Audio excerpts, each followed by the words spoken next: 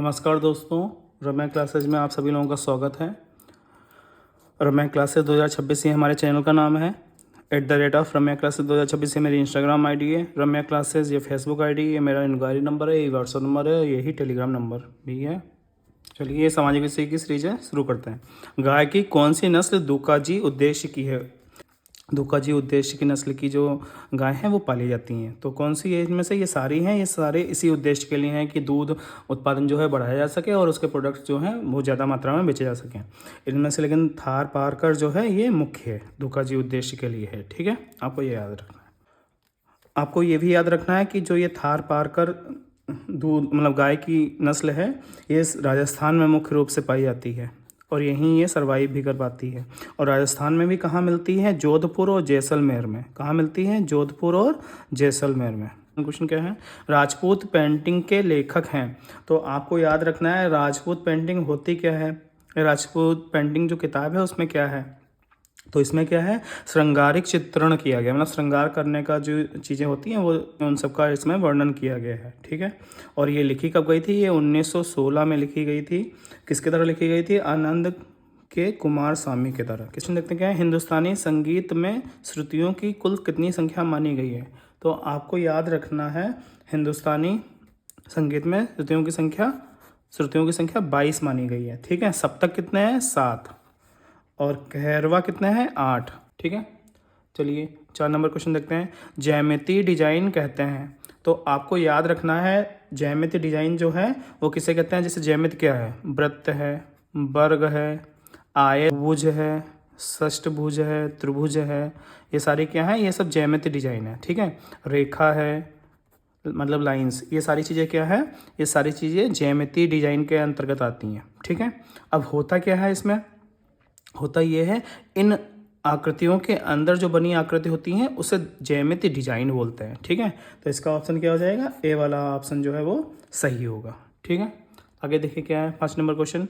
केंद्रीय खाद्य प्रौद्योगिकी अनुसंधान संस्थान स्थित है। तो आपको याद रखना है ये कर्नाटक मैसूर में स्थित है। कहाँ स्थित है? कर्नाटक मैसूर में।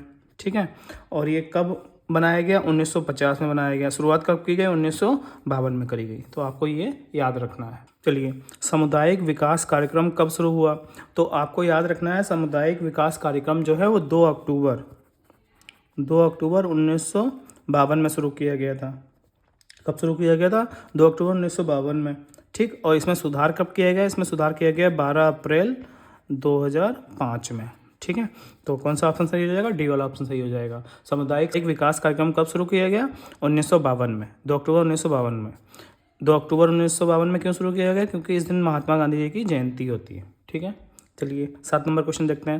निम्नलिखित में से कौन सी मृदा संरक्षण की विधि नहीं है? यहाँ पर आपको याद रखना है नहीं पूछ रहा है। ठीक है, तो नहीं मतलब जैविक खाद बिल्कुल है, फसल चक्र है, मृदा अपरदन है, रसायन कीटनाशक का प्रयोग ये नहीं है। ठीक है, यानी सी वाला इसका आंसर जो है वो ये नहीं है। अब मृदा संरक्षण में आता क्या क्या है? सबसे पहले तो वनीकरण आता है, मतलब वन बढ़ाना। ठीक, वन की रक्षा करना, वनीकरण व वनीकरण, पुनर्वनीकरण। ठीक है, फिर क्या आता है? फिर आता है पशुचारण आता है। फिर क्या आता है? मल्चिंग आती है। फिर क्या आता है? मेड़बंदी आती है। फिर क्या आता है? फसल चक्र आता है, फसल चक्र। फिर क्या आता है? ड्रिप एंड स्प्रिंकलर, ढाल लंबवत। ठीक है, इस तरह से बहुत सारी चीज़ें हैं जो इसके अंतर्गत मृदा संरक्षण के अंतर्गत आती हैं। ठीक है, और ये सारी क्या है? मृदा संरक्षण की विधियां हैं। ठीक, तो इसमें जैविक खाद, फसल चक्र, मृदा अपरदन है, लेकिन ये कीटनाशक नहीं। वन संरक्षण अधिनियम है वो 1980 में पारित किया गया था। कब पारित किया गया था? 1980 में। संशोधित कब किया गया? 1988 में। ठीक, और 2023 में अभी इसका नाम बदल दिया गया है। चलिए 9 नंबर क्वेश्चन देखते हैं। निम्नलिखित में से कौन सा हरित गृह प्रभाव गैस नहीं है? मतलब हरित गृह प्रभाव गैस नहीं है, गैस कौन सी नहीं है? तो हमने आपको बताया था मीथेन है, कार्बन डाइऑक्साइड है, ओजोन है, ठीक है, कार्बन मोनोऑक्साइड है, क्लोरोफ्लोरोकार्बन है, नाइट्रस ऑक्साइड है। ठीक, ये सारी ग्रीन हाउस गैसें हैं। नाइट्रस ऑक्साइड है लेकिन नाइट्रोजन नहीं है। ठीक है, और ये क्वेश्चन कई बार पूछा गया है और ये बहुत इंपॉर्टेंट क्वेश्चन है। हमेशा पूछा था ग्रीन हाउस गैस कौन सी नहीं है, तो मीथेन होती है, कार्बन डाइऑक्साइड भी होती है, ओजोन भी होती है, क्लोरोफ्लोरोकार्बन भी होती है, मीथेन भी होती है, नाइट्रस ऑक्साइड भी होती है, कार्बन मोनोऑक्साइड भी होती है, कार्बन डाइऑक्साइड भी होती है। ये सारी ग्रीन हाउस गैसें मानी जाती हैं, लेकिन कौन सी नहीं है, नाइट्रोजन नहीं है। ठीक है, आपको ये याद रखना है, नाइट्रस ऑक्साइड है, नाइट्रोजन नहीं है ग्रीन हाउस गैस। ठीक है, चलिए 10 नंबर क्वेश्चन देखते हैं। हीमोग्लोबिन में प्रोटीन नामक तत्व कौन सा है? तो जो हीमोग्लोबिन है उसमें प्रोटीन जो है तत्व वो कौन सा है? ग्लोबिन है। कौन सा है? ग्लोबिन।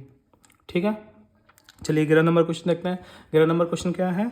योजना विधि आधारित है। तो आपको हमेशा याद रखना है जो योजना विधि थी वो क्या थी? करके सीखने पर आधारित है। मतलब जो योजना आयोग द्वारा विधियाँ, मतलब कोई भी रूल या नियम बनाया जाता है वो इसलिए या इस पर्पज़ से पहले बनाया जाता था कि कोई भी चीज़ लागू करनी है तो वो पहले पहले चालू कर दी जाए और फिर देखा जाए उससे क्या रिस्पॉन्स मिल रहा है, फिर उसमें सुधार कर करके उसमें आगे की प्रक्रिया बढ़ती थी, ये होता था। ठीक है, इसलिए ये 2015 में बंद कर दी गई, योजना आयोग बंद कर दिया गया। ठीक है, चलिए आगे देखते हैं।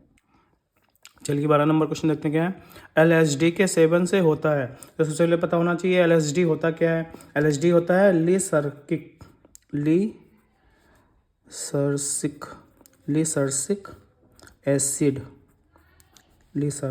एसिड डायथीमाइड होता है। ठीक है, ये क्या होता है? एक प्रकार का ड्रग होता है जो दवाई के रूप में प्रयोग किया जाता है। इसमें होता क्या है, जैसे मान लीजिए कोई नशेड़ी व्यक्ति है तो उसे वाटर पेपर के थ्रू उसे, जो मतलब नशे के आदी व्यक्ति हैं उन्हें वाटर पेपर के थ्रू वो पेपर सूंघने के लिए, चाटने के लिए दिया जाता है, जिससे उनका ड्रग के प्रति जो लगाव है वो छूटने लगता है धीरे धीरे करके। ठीक है, और ये क्या होता है? मानसिक भ्रम होता है एक प्रकार का। ठीक है, चलिए आगे देखते हैं। व्यायाम के लाभ हैं, तो व्यायाम के बहुत सारे लाभ हैं, जैसे भूख लगना, फुर्तीलापन, रक्त प्रवाह वृद्धि, ये सभी हैं। ठीक है, आगे देखिए क्या है।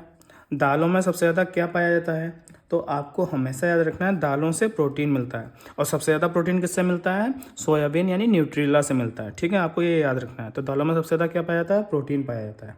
ठीक है, और फिर ये पूछा जाता है कि प्रोटीन जो है वो 3 प्रकार का मुख्य रूप से होता है। कौन सा? सरल प्रोटीन होता है, सरल प्रोटीन।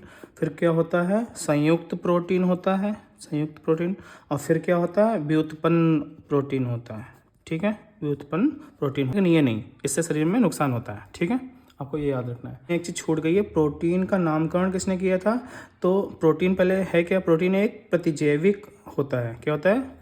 प्रतिजैविक होता है, प्रतिजैविक होता है। इसे एंटीबॉडीज़ बोलते हैं, एंटीबॉडीज़ बोलते हैं। ठीक है, और इसका नाम किसने दिया था? 1840 में जे मुल्डर ने दिया था। जे मुल्डर ने इसका नामकरण किया था 1840 में। जैविक मतलब एंटीबॉडीज़ बनाता है। 1840 में इसका नामकरण हुआ था, किसने किया था? जे मुल्डर ने। ठीक है, चलिए 15 नंबर क्वेश्चन देखते हैं। सामाजिक अधिगम शिक्षा का उद्देश्य है, तो सामाजिक अधिगम शिक्षा का उद्देश्य क्या है? अच्छे नागरिक होना, बिल्कुल है। राष्ट्रीय एकता व अंतर्राष्ट्रीय समझ विकसित करना, बिल्कुल है। सांस्कृतिक का विकास करना, ये भी सही है। यानी इसका ऑप्शन क्या हो जाएगा? डी वाला ऑप्शन इसका सही हो जाएगा। ठीक है, चलिए 16 नंबर क्वेश्चन देखते हैं। ओलरीकल्चर शब्द का संबंध है, तो यहाँ पर ओलरीकल्चर पूछा गया, तो आपको जाहिर सी बात है ओलरीकल्चर जो है वो सब्जी विज्ञान से संबंधित है, ए नंबर से। ठीक है, और जो पुष्प वाला है वो किससे संबंधित है? फ्लोरीकल्चर से। पुष्प वाला किससे है? फ्लोरीकल्चर से। ठीक है, ऐसे ही फल विज्ञान जो है वो किससे है? पोमोलॉजी से, पोमोलॉजी या पोमोकल्चर से। ठीक है, और फसल चक्र तो एग्रीकल्चर होता ही है, एग्रीकल्चर। ठीक, यूट्यूब चैनल का नाम है रम्या क्लासेस 2026, और ये @रम्या क्लासेस 2026 ये इंस्टाग्राम आईडी है, रम्या क्लासेस ये फेसबुक आईडी है, और ये मेरा टेलीग्राम और व्हाट्सएप नंबर है। और अगर आप कोई भी इंक्वायरी करनी है तो आप 10 से 3 इस नंबर पे कॉल कर सकते हैं। ठीक है, जय हिंद दोस्तों।